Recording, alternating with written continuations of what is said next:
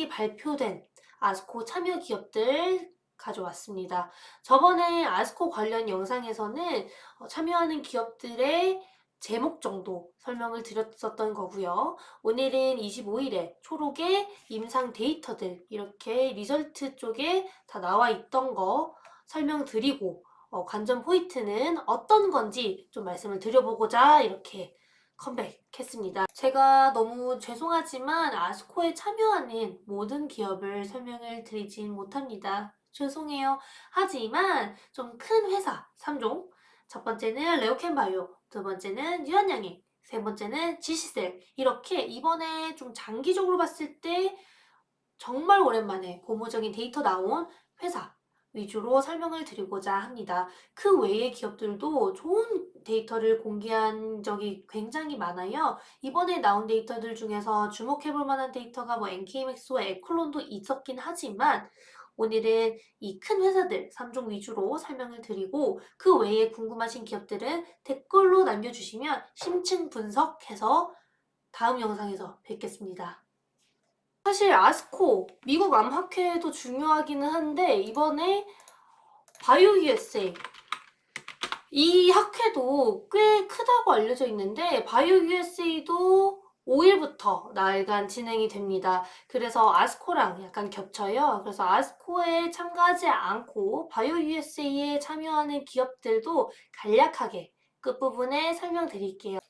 제가 이제 제약바이오 관련해서 꿀팁 하나 말씀을 드리자면 이렇게 아스코나 에스모 같은 좀 거대 규모의 학회들이 시작되기 직전까지 제약바이오 기업들이 좋은 주가 추이를 보여주다가 학회 시작 이후 주가 추이가 또 안 좋아지는 경우가 굉장히 많습니다. 그래서 기대감은 사실 학회가 시작될 때까지 올라갈 수는 있지만 이제 임상 데이터가 초록때 나오고 학회가 시작된 이후에는 이 데이터와 다른 부분은 오픈되지 않기 때문에 초록이 나올 때까지가 제일 중요한 기간이다. 그 이후에는 하락할 수도 있으니 학회의 모멘텀만으로는 다가가면 안 된다. 그렇게 좀 말씀을 드리고 싶고요. 이 부분 염두에 두시고 이번에 임상 데이터 잘 나온 기업들은 이 데이터가 글로벌 피어들, 글로벌 경쟁사들 대비 얼마나 괜찮았고 이 데이터만으로도 장기 투자를 할 수 있느냐에 대해서 간단하게 설명을 드려보겠습니다. 일단 지금 아스코 홈페이지에 들어갔어요. 여기 미팅 아스코 ORG에 들어가서 초록 프레젠테이션 쪽 들어가 보면 이번에 참여하는 기업들 초록 다 보실 수 있어요. 그래서 전 들어가서 일단 레오캔바이오부터 켜봤습니다. 영어네요. 영어를 싫어하시는 분들도 많으실 거고 안 그래도 제약바이오는 임상 데이터 이해하는 게 어려운데 영어네? 하면서 좀 짜증나실 수도 있어요. 그러면 한국어로 일단 번역을 해서 말씀을 드려보겠습니다. 그래도 이렇게 한국어로 바꿔 넣으면 조금은 이해가 편하실 거예요. 이렇게 결과 부분을 보시면 될 것 같고요. 결과를 볼 때 보셔야 되는 지표는 3가지 정도가 있습니다. 첫 번째는 ORR이라는 객관적 반응률 퍼센티지, 그리고 두 번째는 무진행 생존 기간, PFS라는 무진행 생존 기간을 보시면 되고요. 이제 마지막으로는 항암제에 있어서 가장 중요한 부작용, 독성 이렇게 3가지 정도만 보시면 될 것 같습니다. 이제 ORR이 뭐냐라고 궁금하실 수 있는데요. ORR이랑 PFS 좀 익숙치 않으실 수도 있어서 제가 옛날에 작성했던 자료에서 표 가져왔습니다. 여기 보이시죠? ORR이란 객관적 반응률을 뜻합니다. 객관적 반응률은 완전 관해와 부분 관해를 달성한 환자를 뜻해요. 이제 총 임상에 참여한 환자 수가 있을 거 아니에요. 그래서 총 임상에 참여한 환자 수가 이제 분모에 있을 거고 완전 관해와 부분 관해를 달성한 환자 수가 분자에 있게 되면은 그 퍼센티지가 나오잖아요. 그래서 부분 관해와 완전 관해를 달성한 환자의 퍼센티지를 ORR이라고 합니다. 그리고 또 하나의 중요한 지표라고 말씀드렸던 PFS는 무진행 생존기간이에요. 병이 진행이 안 된 상태에서 환자가 악화 또는 사망에 이르기 전까지 생존한 기간을 뜻해요. 자, 암이라는 게 사실은 내가 뭐 완치되고 치료가 되는 것도 중요하지만 재발률도 좀 높은 편이라서 무진행 생존기간도 굉장히 중요한 지표로 여겨지고 있습니다. 그리고 이제 뭐 부작용 같은 경우에는 여기에 다 나와 있어서 부작용이 얼마나 심각했느냐에 대해서만 보시면 될 것 같아요. 일단 서론이 너무 길었는데 이걸 이해하셔야 앞으로 이런 데이터 볼 때 뭘 봐야 되는지 알 수 있잖아요. 그래서 일단 레오캔바이오부터 설명을 드릴게요. 레오캔바이오는 이번에 오픈한 데이터가 유방암에서 가장 많이 발생하는 변이인 허투를 타겟하는 허투 양성 진행형 유방암 관련해서 중국 오픈라벨 임상 1상 데이터입니다. ORR은 여기 보시면 아시겠지만 효능을 평가할 수 있는 68점 중 52.9% 이게 ORR이에요. 68명 중에서 36명이 부분간해나 완전간해를 보여주었습니다. 이 52.9%라는 수치가 굉장히 높은 수치이긴 합니다. 고형암에서 이 정도 나오면 서프라이징하다라고 할 수 있는데 유방암의 경우에는 조금 달라요.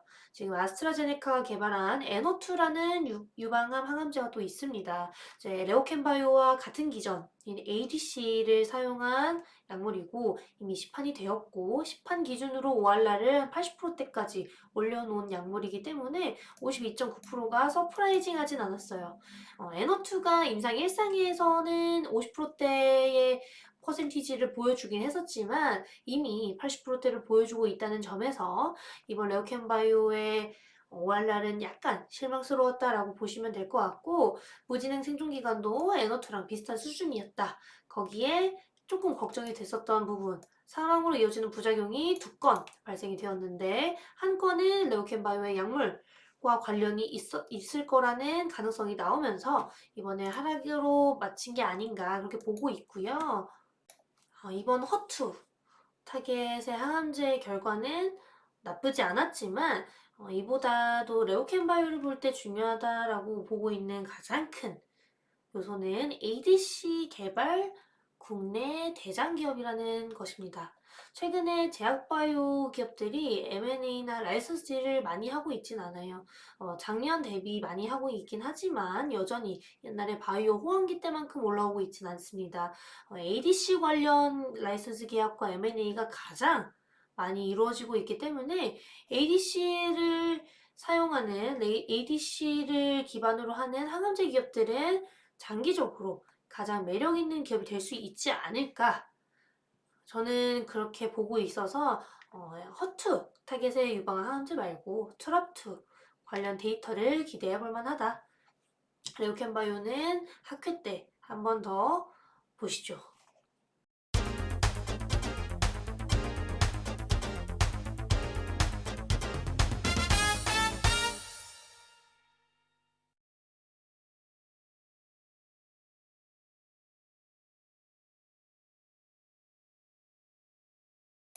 이번에는 유한양행 말씀드리겠습니다. 이번 유한양행 데이터는 굉장히 중요했어요. 유한양행 혼자 한 건 아니고 유한양행의 레이저티닙, EGFR 변이 항암제를 라이선스 인해간 얀센과 같이 발표를 한 내용이라고 생각을 하시면 될 것 같고요. 이번 임상을 통해서 두 가지의 관전 포인트를 캐치할 수 있었어요. 첫 번째는 이번 아스코 데이터를 통해 얀센이 올해 중순과 내년 초에 발표를 하게 될 마리포사 1과 2 글로벌 임상 3상 데이터에 대해서 예측이 가능하게 됐다는 점.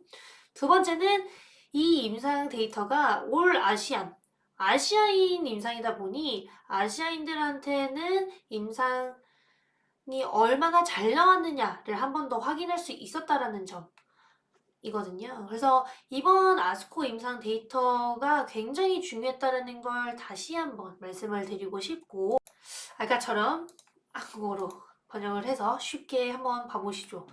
일단 치료 경험이 없는 환자 20명을 대상으로 진행을 했을 때 추적기간 33.6개월 혹은 33.5개월 동안 무진행 생존기간과 전체 생존기간의 중앙값에 도달하지 않았어요. 그렇다라는 거는 그 기간보다 더 긴 시간 동안 무진행 생존을 할 수 있었고 전체 생존이 진행이 됐었다. 그렇다는 건 이제 33.6개월이랑 33.5개월보다 더 긴 시간 동안 발생이 되었다라는 거겠죠. 그러면 되게 좋은 임상 데이터인 거예요. 거기에다가 타그리소의 화학병용 무진행 생존 기간 데이터가 31개월이라는 점을 감안했을 때 이 무진행 생존 기간 데이터는 굉장히 우수했다라는 걸 한 번 더 확인할 수 있었다라는 점. 이번에 얀센이 이거 말고도 또 중요한 초록을 하나 발표를 했어요. 이 초록인데 이번 초록은 좀 달라요. EGFR 변이 양성 비소세포 폐암 환자 중에서 기존의 EGFR 표적 항암제를 실패하고 뇌 전이가 있는 환자들을 대상으로 레이저 티닙을 사용한 임상 이상 데이터입니다. 한국어로 보실게요. 이렇게 한국어로 번역을 했는데 여기서 보시면 아시겠지만 뇌혈관 장벽 침투 효능을 시사한다라는 걸 볼 수 있어요. 이번에 중요했던 거가 무엇이냐? 비소세포 폐암 환자의 40% 정도는 뇌전이를 겪게 됩니다. 뇌전이를 겪게 된다라고 한다면 뇌혈관 장벽 투과율이 중요하다라는 건데요. 뇌는 장벽으로 둘러싸여 있기 때문에 투과를 하기가 굉장히 어렵습니다. 그래서 비소세포 폐암 환자 중에서 뇌전이를 겪는 분들은 뇌혈관 장벽 투과도가 높은 항암제를 선호할 수밖에 없게 될 거예요. 특히나 EGFR 표적 항암제를 기존에 투여하고 있는 중에도 뇌전이를 겪게 된다면 2차 치료제로서는 뇌혈관 장벽을 투과할 수 있는 항암제를 선호할 수밖에 없을 거예요. 그래서 뇌전이가 진행된 환자들의 경우에는 뇌국소 치료보다는 나중에 레이저 티닙을 더 선호할 수 있지 않을까 하는 기대감이 이번 데이터를 통해서 반영이 됐다라고 보시면 될 것 같고요. 어쨌든 지금 기존의 EGFR 표적 항암제들이 CNS 침투 효능을 40%, 30%를 넘는 경우도 거의 보지 못했습니다. 그렇기 때문에 이번 데이터는 고무적이었다. 아까 말씀드린 데이터에서는 이제 아시아인에서 정말 특출난 효과를 보여주었다라는 점이 고무적이었고 이번 데이터에서는 뇌혈관 장벽 투과도가 굉장히 높다라는 부분이 고무적이었다라고 생각을 해주시면 될 것 같은데요. 올해 중순이나 내년 초에 얀센에서 마리포사 데이터도 오픈을 하니까 그때 한 번 더 말씀을 드리겠습니다.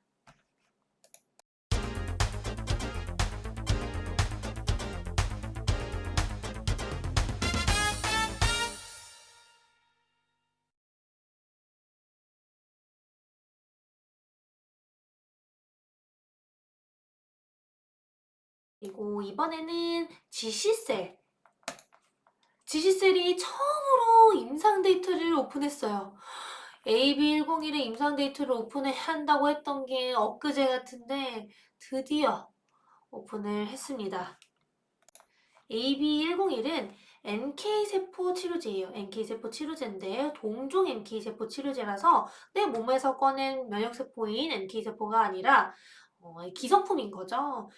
공여자로부터 받은 NK세포를 이용해서 만든 NK세포 치료제이기 때문에 앞으로 상용화했을 때는 당연히 선호도가 높을 수밖에 없는 치료제인 상황이고요. 한국어로 번역. 이번 데이터를 통해서 NK세포 치료제의 가능성도 한 번 더 확인을 했습니다. 이번 데이터는 AB101의 단독 데이터와 리투시맙과의 병용 데이터를 확인할 수 있었는데요. 이런 NK세포 치료제의 경우에는 안정성 이슈는 한 번도 있었던 적이 없었지만 유효성 측면에서 항상 부족했던 부분이 있었기 때문에 아직도 상용화되지 못했었고 관심을 엄청나게 받고 있지는 못하는 분야입니다. 이번 데이터는 그래도 관심을 받아볼 만한 수준의 데이터가 나왔어요. 여기 17명을 대상으로 데이터가 나왔는데 이번 병용 투여 5월날 객관적 반응률은 67%였고요. 단일요법 5월날은 27%였습니다. 단독요법 데이터는 상대적으로 좀 별로라고 생각을 하실 수도 있는데 여기서 중요한 거는 이제 병용 투여 데이터예요. 이번 병용투여 데이터에서 월날 67%도 괜찮았는데 여기서 더 중요했던 부분은 완전간의 비율이 50%나 됐다라는 점, 완전간의 비율이 높았다라는 점이고요. 거기에 더불어서 더 중요했던 부분은 카티, 지금 기정의 항암제라고 불리우는 카티 치료에 실패한 환자 4명 중에서 3명이나 반응을 했다라는 점이에요. 이미 카티는 상용화된 의약품도 많고 항암제 중에서 혈액암에서는 정말 기적의 항암제라고 불리우죠. 하지만 카티 치료에 실패를 했는데 이번 AB101 병용투여로 인해서 반응을 했다라는 점이 굉장히 고무적이었다라고 봐주시면 될 것 같고, 동종 NK세포 치료제에서 전 세계적으로 이 정도 데이터 나왔던 기업들은 거의 없습니다. 그래서 글로벌 탑티어급의 데이터라고 저는 판단을 하고 있는 상황이고, 이번 데이터를 통해서 앞으로 NK세포 치료제가 병용투여 시장에 있어서 중요한 역할을 할 수 있을 거라는 점 한 번 더 확인을 했다. 그렇게 봐주시면 될 것 같습니다. 그리고 마지막으로는 부작용도 봐야 된다고 말씀을 드렸잖아요. 처음에 설명드릴 때 NK세포 치료제는 안정성 이슈가 전 세계적으로 거의 언급이 된 적이 없었다고 말씀을 드렸는데 이번에도 부작용을 보지 못했습니다. 부작용이나 약물 관련 안전성 이슈는 거의 없었다. 그레이드 1, 2 수준의 굉장히 낮은 수준의 부작용만 발견이 되었어서 병용투여 효과로서 충분했다. 그렇게 보고 있습니다. 그래서 이번에 지시셀은 임상 데이터를 처음으로 공개를 했었기 때문에 아무래도 앞으로가 조금은 더 기대될 수 있지 않을까. 최근 지시셀 주가 추이가 굉장히 안 좋았었어요. 지시셀이 녹십자 랩셀이랑 녹십자 셀이 합병된 기업입니다만 합병을 하고 나서 합병을 하고 계속 주가가 하락을 했습니다. 그런데 임상이 밀린 것도 아마 반영이 됐을 거라고 보고 있는 상황인데요. 이번 임상 데이터를 통해서 그래도 미래가 조금은 기대되는 기업이 됐다는 점 염두에 두시고 앞으로도 공부를 하시면 좋을 것 같습니다.